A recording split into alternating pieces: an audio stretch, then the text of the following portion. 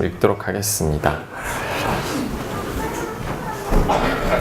오늘 성경 본문은 지난 화요일 큐티 본문입니다. 지난 화요일 큐티 본문이 굉장히 좀 어려운 비유 중에 하나죠. 그럼에도 불구하고 많은 교훈을 담고 있어서 여러분들과 한번 나눠보도록 하겠습니다. 1절부터 8절까지 읽습니다. 또한 제자들에게 이르시되 어떤 부자에게 청지기가 있는데 그가 주인의 소유를 낭비한다는 말이 그 주인에게 들린지라. 주인이 그를 불러 이르되 내가 내게 대하여 들은 이 말이 어찌 됨이냐. 네가 보던 일을 셈하라. 청지기 직무를 계속하지 못하리라 하니. 이제 정리하라는 거죠. 이제 후임 청지기가 올 때까지 인수인계 차원에서 셈하라. 정리하고 그만둘 준비를 하라. 그 말입니다. 청지기가 속으로 이르되 주인이 내 직분을 빼앗으니 내가 무엇을 할까? 땅을 파자니 힘이 없고 빌어먹자니 부끄럽구나. 내가 할 일을 알았도다. 이렇게 하면 직분을 빼앗긴 후에 사람들이 나를 자기 집으로 영접하리라 하고 주인에게 빚진 자를 일일이 불러다가 먼저 온 자에게 이르되 네가 내 주인에게 얼마나 빚졌느냐 말하되 기름 100마리니이다. 이르되 여기 내 증서를 가지고 빨리 앉아 50이라 쓰라 하고 또 다른 이에게 이르되 너는 얼마나 빚졌느냐 이르되 밀 100석이니이다. 이르되 여기 내 증서를 가지고 80이라 쓰라 하였는지라. 주인이 이 옳지 않은 청지기가 이를 지혜 있게 하였으므로 칭찬하였으니 이 세대의 아들들이 자기 시대에 있어서는 빛의 아들들보다 더 지혜로움이니라. 아멘. 자, 오늘 이 비유가 좀 이해가 가지 않죠. 어떻게 보면. 자, 다시 한번 살펴보겠습니다. 어떤 부자에게 청지기가 있는데 이 주인의 소유를 낭비한다는 소문이 들립니다. 청지기는 주인의 재산을 관리하는 자죠. 전적으로 그가 가진 건 하나도 없습니다. 전부 주인의 소유이기 때문이죠. 그런데 그 재산을 낭비하니 주인이 불러서 이제 장부 정리하고 인수인계할 준비를 하고 너는 그만둬라 이렇게 이야기합니다. 청지기가 고민을 하죠. 야, 땅 파고 일을 하자니 내가 너무 나이가 많아서 힘이 없고 빌어먹자니 부끄럽고 자존심이 상하고 갑자기 정리해고 당하는 거죠. 그러다가 잔꾀를 부립니다. 어떻게 해요? 주인의 장부를 조작합니다. 주인 돈으로 자기가 선심을 쓰는 거죠. 어떻게 해요? 빚진 자를 자기 마음대로 탕감했습니다. 기름 100말 빚진 자 장부에다가 50말 적어버리는 거죠. 그 다음에 밀 100석 빚진 자에게 80석이라고 적어버리는 것입니다. 공문서 위조죠. 장부를 조작하는 것이죠. 탕감을 받은 자들에게는 큰 은혜지만 자, 주인에게는 심각한 피해를 끼치는 것입니다. 이가 왜 이렇게 했을까요? 4절에 그가 한 이유가 나옵니다. 내가 할 일을 알았도다. 이렇게 하면 직분을 빼앗긴 후에 사람들이 나를 자기 집으로 영접하리라 하고, 즉 이제 실례로 2명만 들었지만 이제 주인에게 빌린 사람이 얼마나 많겠습니까? 그들에게 전부 장부를 조작을 했습니다. 이제 주인의 일을 그만둬도 이제 은혜 입은 자들이 자기한테 은혜를 베풀 것이다 라고 생각하는 거죠. 자, 여러분 이 비유를 보면 여러분이 주인이라면 어떡하겠습니까? 이 청지기를 혼내야죠. 이런 게 어디 있습니까? 나쁜 놈이죠. 그런데 주인의 반응이 참 재미있습니다. 주인이 이렇게 반응합니다. 이 옳지 않은 청지기가 일을 지혜 있게 하였으므로 칭찬하였으니. 자, 오히려 그 종을 칭찬합니다. 아니 이게 무슨 일이죠? 자, 이 여기서 주는 교훈이 큰 게 이제 3가지가 있는데 먼저 첫 번째 교훈이 무엇이냐면 하나님은요 여러분이 생각하는 것보다 더 관대하신 분입니다. 오늘 부자는 바로 하나님을 말하고 청지기는 우리를 말합니다. 오늘 청지기의 행동을 보면 아주 나쁜 사람이죠. 그런데 우리의 기준입니다. 하나님은 물론 그가 나쁘지만 하나님은 아주 마음이 넉넉하고 관대하신 분이어서 그 청지기가 비록 잘못했지만 그가 잘한 지혜롭게 행한 것, 야 만일을 대비하면서 이런 식으로 잔꾀를 부려 참 이 녀석 참 웃기네 이렇게 하나님의 넉넉한 마음으로 일단 그를 품어주는 것입니다. 이게 하나님의 마음입니다. 넓은 마음이죠. 여러분 생각보다 하나님 생각은 더 크고 더 넉넉합니다. 엔도 슈샤크 소설 그 침묵이라는 게 있죠. 최근에 사일런스라는 영화가 나왔는데 저는 보지는 못했습니다. 책 내용은 아는데 이제 어떤 분이 그 영화 평론에 대해 글을 적었던데 그 그 글을 읽다가 이런 생각이 들었습니다. 자, 일본 선교사로 갔던 로드리게스 신부가 있는데 이제 이 신부에게 요구를 합니다. 예수님이 성화가 새겨진 동판을 밟고 지나가면서 배교하라는 거죠. 이제 신앙을 버리라는 거죠. 그렇게 하지 않으면 이제 일본인 신자들을 고문하고 죽이겠다라고 이야기합니다. 자, 여러분 어떻게 할까요? 배교를 해야 되나요? 배교하지 않으면 일본인 신자들이 고통을 당하는데, 자, 여러분 같으면 어떻게 하겠습니까? 어떻게 할 것 같아요? 자, 그 순간에 이제 그 신부는 내면에 주님의 음성을 듣습니다. 밟아도 좋다. 너의 발의 아픔을 내가 제일 잘 알고 있단다. 나는 너희에게 밟히기 위해 이 세상에 태어났고 너희의 아픔을 나누기 위해 십자가를 짊어진 것이란다. 그래서 신부는 성화를 밟고 배교합니다. 마침 그때 닭이 울어요. 닭이. 베드로가 예수님을 부인했을 때 닭이 울었던 것처럼. 자, 여러분, 이 신부의 행동이 옳다고 생각합니까? 잘못되었다고 생각합니까? 옳다고 생각하면 손 들어보세요. 잘못되었다. 이러면 안 된다. 저는 옳다고 생각합니다. 왜냐하면 저한테 만약에 그런 경우가 왔습니다. 십자가를 밟고 배교해라. 예수님 안 믿겠다고 고백해라. 안 그러면 성도님들 죽여버리겠다. 전 그러면 어떻게 할 건가? 저는 십자가를 밟고 예수님 안 믿겠습니다 말을 하겠습니다. 아니, 목사님이 어떻게 그럴 수 있죠? 입으로 그렇게 말했지 속으로 그렇게 했습니까? 제가 입으로는 안 믿겠습니다 말은 하지만 내 마음속에 절대 나의 신앙을 버릴 수는 없습니다. 내가 십자가를 밟겠지만, 자, 내가 십자가를 밟았다고, 내가 예수님 안 믿겠다고 말했다고 예수님이 나에게 서운해할까요? 하나님, 저런 괘씸한 놈, 네가 감히 네 입으로 나를 안 믿겠다고 말을 해? 하나님 그렇게 서운해할까요? 하나님 속상해하실까요? 그렇지 않다라고 생각합니다. 오히려 밟을 수밖에 없는 그 상황을 하나님은 이해해 주실 것 같아요. 하나님 우리 생각하고 다릅니다. 목사가 십자가를 밟아? 넌 이제 나에게 버림받은 종이나 마찬가지야. 그건 우리 생각이라는 거죠.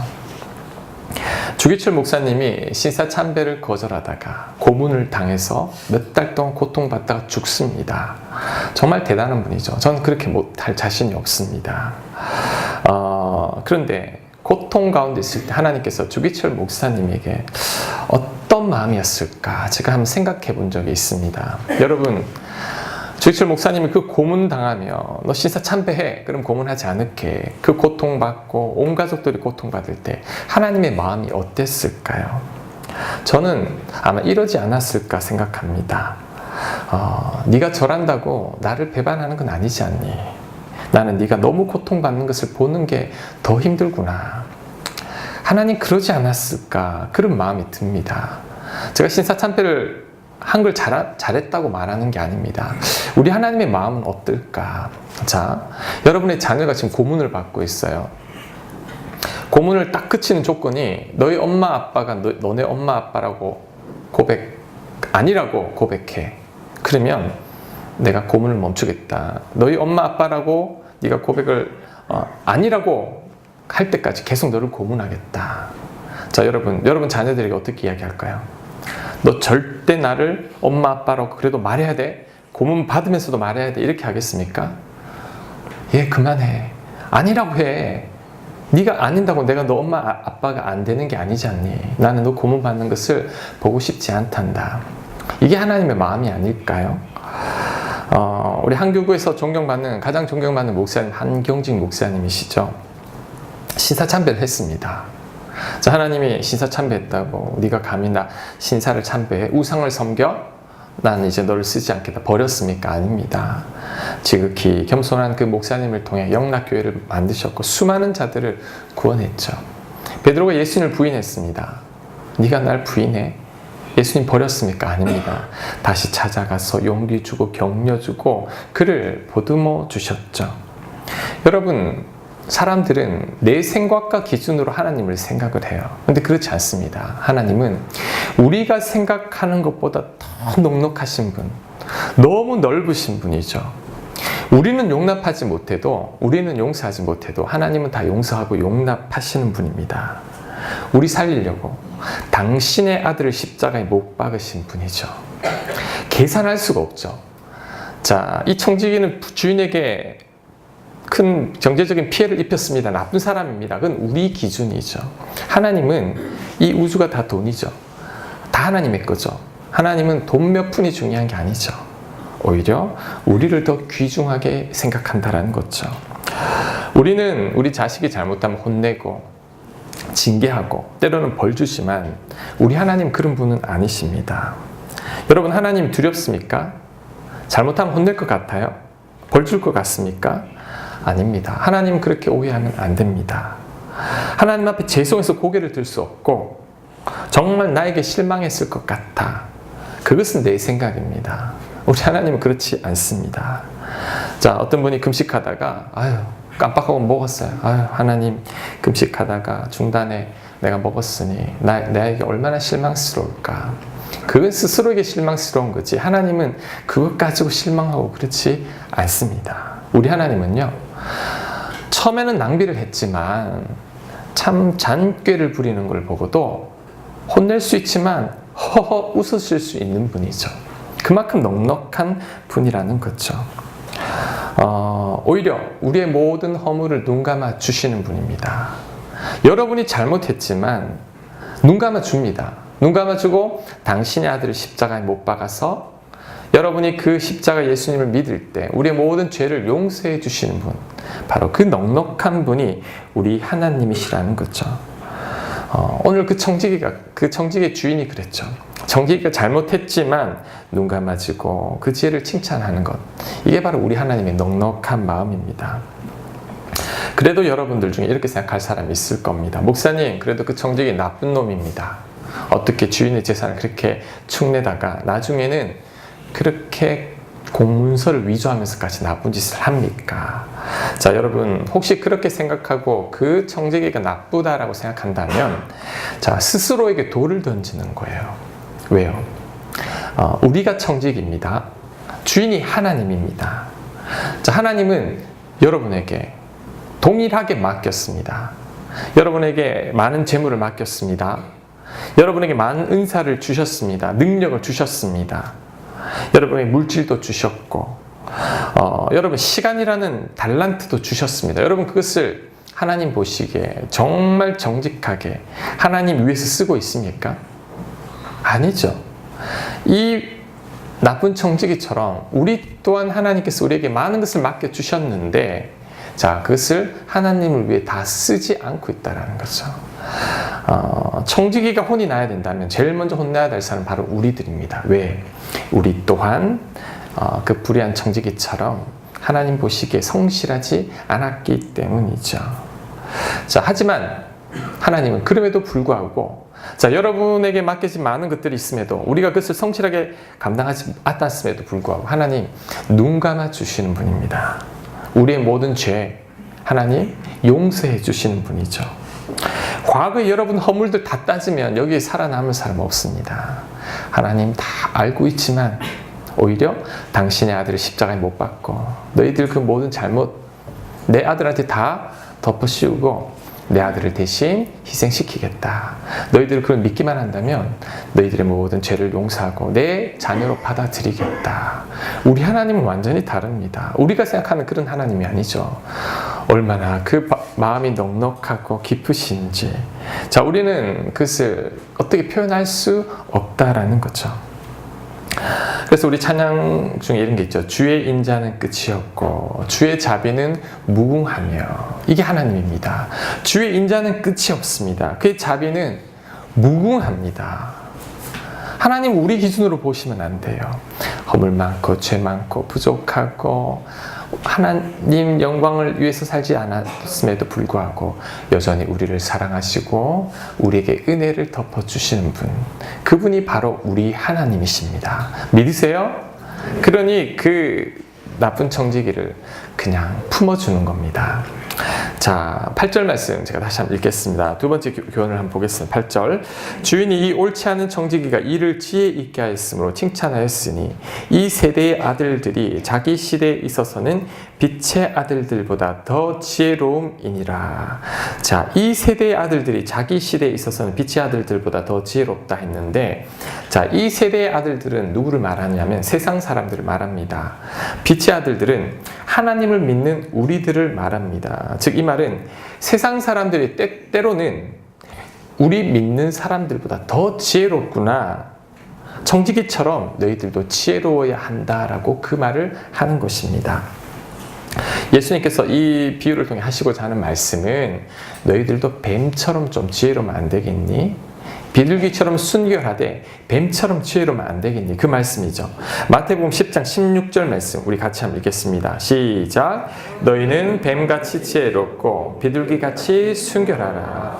자, 우리는 순결하되 뱀처럼 지혜로워야 합니다. 세상 사람들은 교인들을 굉장히 고리타분하게 생각해요. 자, 믿음이 좋으면 뭐 일이라도 잘해야 되는데, 교회는 열심히 다니는데 일은 잘 못한다라는 거죠. 우리는 세상에서도 인정받고 교회에서도 인정받는 자가 되어야죠. 다니엘 있죠. 하나님 보시기에 얼마나 이 순결한 자입니까? 하지만 그의 지혜는 바벨론에 있는 모든 사람들보다 10배는 더 뛰어났습니다. 그런 자가 되어야 한다는 거죠. 요셉, 하나님 보시기에 정직했죠. 하지만 그는 어디에 가든지 인정받는 종이었습니다. 그런 자가 되라는 거죠. 하나님을 믿으면서 세상에서는 별 볼 일 없는 사람이 되지 말고 때로는 세상 사람들보다 더 지혜로워야 한다, 그 말입니다. 오늘 이 청지기 비유를 묵상하는데 그 마크 트웨인 소설 중에 우리 톰 소여의 몸, 발음하기가 좀 그런데 그 이야기가 떠올랐습니다. 여러분 책 읽어보신 분들도 알 건데 이런 대목이 나와요. 이 톰이 이 사고를 쳐요. 그래서 이모가 혼을 내죠. 그 벌로 울타리에 페인트 칠을 하라고 합니다. 그래서 이 톰이 페인트 칠을 하고 있죠. 친구들이 와서 놀립니다. 아유, 뭐 장난치다 그렇게 됐지, 뭐 이렇게 막 놀리니까 톰은 아랑곳하지 않고 즐겁게 이렇게 페인트 칠을 합니다. 그러니까 이 친구들이 하고 싶은 거예요, 자기가. 야, 나도 좀 칠하면 안 돼? 그러니까 안 돼? 이렇게 또 막 조르니까 마지못해 시켜주는 척하고 대신 돈 내놔, 이렇게 돈 받고 장난감 받고 딱지 받고. 친구들 나중에는요 줄 섭니다. 친구들이 그 페인트 칠하려고. 톰은 자기는 페인트 칠하지도 않고 오히려 친구들의 돈을 착취하죠. 제가 그 이야기가 떠올랐어요. 그 이야기를 읽으면서 제가 웃었던 기억이 나는데, 여러분 아마 저는 이 청지기 부자가 그랬을 것 같아요. 야, 이 녀석 얼마나 장꾀를 부리냐. 자, 그래도 이 부자는 넉넉한 마음으로 웃어주는 거죠. 하나님이 그렇습니다. 야, 저놈 참 지혜롭네, 참 기특하다, 이렇게 되는 거죠. 여러분, 우리들은 정말 지혜로워야 합니다. 크리스찬들 지혜로워야 한다, 지혜로워야 한다 말을 하면 기도하면 된다고, 기도도 안 해요. 기도도 안 하면서 기도하면 된다 그러고, 어떻게 보면 정말 고리타분해 보여요. 그래서 우리 군대에서는 기독교인들을 뭐라 그러죠? 환자라 그러죠. 환자. 예수 환자. 이렇게 환자라 그러잖아요. 그러니까 답답하다라는 거죠. 크리스찬 가운데 정말 지혜로운 자가 드물다라는 거죠. 세상 사람들은 세상에서 살아남기 위해서 정말 뱀처럼 지혜롭습니다. 근데 하나님의 사람들은 세상 사람들보다 더 지혜롭지 못한 분들이 있다는 거죠. 그래서는 안 됩니다. 때로는 세상 사람들이 놀랄 만큼 우리가 지혜로워야 한다는 거죠. 목사님, 저 지혜롭고 싶은데 그게 잘 안 되는 거 어떡합니까? 정말 저도 지혜롭고 싶습니다. 자, 비결이 있습니다. 우리 청소년 아이들 잘 들으세요. 여러분 지혜롭기를 원하십니까? 자, 그 비결이 야고보서 1장 5절 말씀 우리 같이 한번 읽겠습니다. 시작. 너희 중에 누구든지 지혜가 부족하거든 모든 사람에게 후히 주시고 꾸짖지 아니하시는 하나님께 구하라. 그리하면 주시리라. 뭐라고요? 하나님께 구해라. 지혜 준다라는 거죠. 그래서 내가 지혜 없습니다 라는 말은 기도하지 않았습니다 라는 말과 똑같습니다. 여러분 지혜가 필요하다면, 부족하다고 느끼면 하나님께 구하면 하나님 반드시 꾸짖지 않고 그래 주께 약속했습니다. 우리 청소년들은 세일의 기도 동안 이 기도하세요. 하나님 지혜 주십시오. 꾸짖지 않고 주신다고 했으니까 하나님 반드시 주실 것입니다. 자, 솔로몬을 생각해 보면 됩니다. 그가 이제 다윗 왕을 뒤에 이어 왕을 되었을 때 하나님께 기도합니다. 하나님 지혜가 부족합니다. 천번제를 드리며 하나님께 지혜를 구합니다. 자, 역대하 1장 10절 주는 이제 내게 지혜와 지식을 주사 이 백성 앞에서 출입하게 하옵소서. 이렇게 많은 주의 백성을 누가 능히 재판하리까 하니 하나님께서 이 솔로몬의 기도를 들으시고 그에게 지혜를 베풀어 줍니다. 열왕기상 4장 29절 하나님이 솔로몬에게 지혜와 총명을 심히 많이 주시고 기도했더니 하나님께서 그 지혜를 주셨다라는 거죠.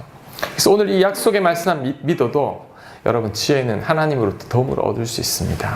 구하면 하나님이 주십니다. 자, 다니엘과 그 세 친구들도 하나님으로부터 지혜를 받았습니다.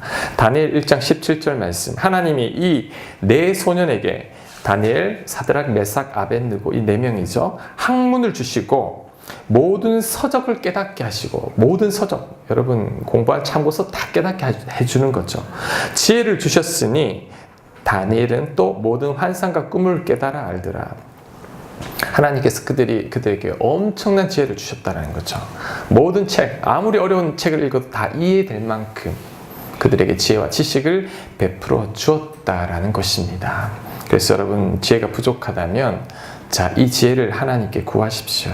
그리고 여러분 너무 앉아서 기도하는 것도 중요합니다. 하지만 때로는 내가 궁리를 하고 계획을 하고 지혜롭게 움직여야 할 때가 있습니다. 그때 움직여야 합니다.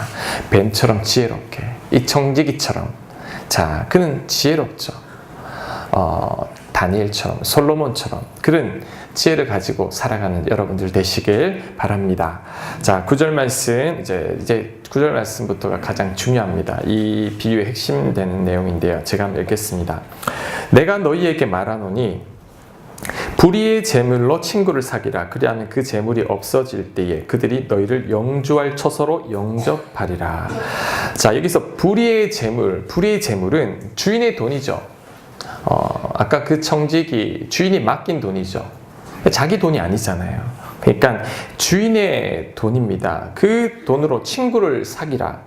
자, 친구에게 베풀라. 그러면 재물이 없어질 때에 자, 정말 쫓겨날 때에 자, 그들이 너희를 영주할 처소로 영접하리라. 자, 이게 무슨 말일까요? 여러분, 이게 중요합니다. 저를 한번 보십시오. 불의한 재물은 주인이 준 거죠. 자, 여러분이 가진 모든 것, 여러분 것 하나도 없습니다. 여러분이 지금 세상에서 가지고 있는 재물과 돈, 다 불의한 재물입니다. 왜? 하나님이 여러분에게 맡겨 주셨기 때문이죠. 여러분, 천국 갈 때 가지고 갑니까? 아니죠. 공수래 공수어죠. 빈손으로 왔다가 빈손으로 갑니다. 어차피 빈손으로 갈 거, 자, 그 청지기처럼 그 돈을 선하게 베풀라는 거죠. 자, 청지기 어차피 쫓겨날 거, 주인의 돈으로 선을 베풀라. 하나님 우리에게 말하는 겁니다. 내가 너에게 많은 것을 주었다. 그래서 너희들 것은 하나도 없다. 네가 천국 갈 때 가지고 올 것 하나도 없다. 그 돈으로 너만을 위해 살지 말고 베풀어라. 나누어 주라. 자, 그것이 바로 불의의 재물로 친구를 사귀는 것입니다. 제가 더 쉽게 얘기를 들어볼게요. 여러분이 지금 대기업 임원인데 회장님이 여러분을 불러가지고 돈을 10억을 주면서 이 돈을 가지고 직원들에게 그동안 지난달에 실적이 좋으니까 성과급으로 나눠주라고 10억을 주었어요. 근데 그 돈을 이제 여러분이 그래? 9억은 내 주머니 넣고 자 1억만 썼다면 어떨까요? 나중에 회장님이 알면 어떻게 될까요? 진노할 일이죠. 내가 직원들에게 성과급으로 준 건데 네가 중간에 가로채? 이게 바로 불의한 천직입니다. 자, 처음에 주인의 재산을 낭비했다고 그러죠. 낭비했다라는 말이 무엇이냐면 자, 주인의 돈을 자기를 위해서 썼다라는 거죠. 자, 1절 말씀 제가 다시 한번 읽겠습니다. 또한 제자들에게 이르시되 어떤 부자에게 청지기가 있는데 그가 주인의 소유를 낭비한다는 말이 그 주인에게 들린지라. 이것이 낭비죠. 내가 10억을 주었는데 왜 너는 너를 위해서 9억을 가로채느냐. 이게 낭비입니다. 자기만을 위해 쓰는 것. 하지만 반대로, 자, 내가 가진 모든 것은 내 것이 아닙니다. 하나님께서 나에게 맡기신 거죠. 하나님께서 선한 일을 하라고 나에게 주신 건데, 자, 그것을 직원들을 위해서 내 주변에 있는 사람들에게 다 베풀었다. 10억을 주셨으니 내 돈 아니니 다 베푸는 게 맞잖아요. 자, 이렇게 살아가는 것, 이것이 바로 불의의 재물로 친구를 사귀는 것입니다. 즉, 처음에 이 나쁜 청지기는 주인의 재산을 낭비했죠. 왜? 자기를 위해 쓴 걸 거야, 아마. 이 전체 맥락을 보면 주인이 원하는 대로 쓰지 않고 자기 유익을 위해 쓴 거죠. 주인은 보면 이게 낭비라고 말합니다. 하지만 나중에는 그 돈을 가지고 주변 사람들이 막 베풀죠. 그걸 칭찬합니다. 무엇이냐? 자, 내가 가진 모든 것 하나님께서 주신 것이니 내가 하나님 위해서 내 주변의 사람들에게 베풀리라. 칭찬하는 거예요. 이게 비유의 핵심입니다. 자, 이 다음 비유가 무슨 비유냐면 부자와 거지 나사로 비유죠. 부자는 나중에 지옥 가고 나사로는 천국 가죠. 왜 부자가 지옥 갔을까요? 그에게 하나님이 많은 것을 맡겨주셨어요. 하지만 그는 그 돈을 가지고 자기만을 위해 썼습니다. 자, 집 앞에 거지 나사로가 굶어 죽어가는데 자기 먹던 식탁에 밥 한 그릇만 주어도 나사로는 굶어 죽지 않았을 거예요. 그런데 이 부자는 자기만 호의호식하느라, 자기만 좋은 옷 입고 사치스럽게 사느라 그 거지를 전혀 돌보지 않았죠. 이게 바로 처음에 청지기가 주인으로부터 혼났던 이유입니다. 내가 하나님께서 여러분에게 말합니다. 너희가 가진 것은 전부 다 내가 준 거란다. 네 거 하나도 없단다. 내가 너에게 맡겨주었을 때는 너만을 위해 살라고 맡겨준 게 아니란다. 그것을 베풀고 나눠주고 하나님 영광 위에 쓸 때, 자, 그때 하나님께서 기뻐하시고 하나님께서 더 채워주시겠다라는 거죠. 그래서 오늘 이 선한 청지기, 불의한 청지기 비유의 핵심이 무엇이냐면, 자, 이 비유를 통해 여러분에게 무엇을 말하느냐면, 너희는 청지기란다. 내가 많은 것을 너에게 주었단다. 그런데 그것을 너만을 위해 사용한다면, 너 가족만을 위해 사용한다면, 부자와 나사로 비유처럼 자기만 잘 먹고 호의호식한다면 그것은 낭비하는 거다. 내가 쫓아낼 거다. 그 말인 거죠. 하지만 내가 가진 모든 건 하나님이 주신 것이니, 자, 하나님께서 나에게 이렇게 많은 것을 주신 이유는 베풀고, 자, 이것을 가지고 선한 일을 하라고, 하나님 영광 드러내라고 주신 것이라고 생각하고, 자, 친구를 사귀고 베풀고 나누었을 때 하나님께서 더 크신 은혜로 채워주시겠다고 약속한 것입니다. 자, 그것이 10절 말씀입니다. 10절 누가복음 16장 10절. 자, 지극히 작은 것은 이제 주인에 맡긴 돈이죠. 즉 하나님께서 맡겨주신 돈입니다. 충성된 자는, 자, 내 돈이 아니지만, 자, 그 돈을 아주 선하게 잘 쓴 자는 큰 것에도 충성되고, 지극히 작은 것에 불의한 자는, 자, 주인의 돈을 내 것인 양 마음대로 쓰는 자는 큰 것에도 불의하니라. 즉 하나님께서 여러분에게 맡겨주신 것을 하나님은 어떻게 쓰는지 봅니다. 보고, 야, 네 돈이 아니어도 네 돈이 정말 선하게 잘 쓰는구나. 하나님 그 자에게 더 큰 것을 맡겨주신다고 하죠. 하지만 내 것도 아닌데도 나만을 위해 쓰는 자들은 너는 더 이상 맡기지 않겠다. 그 말입니다. 자, 11절 말씀.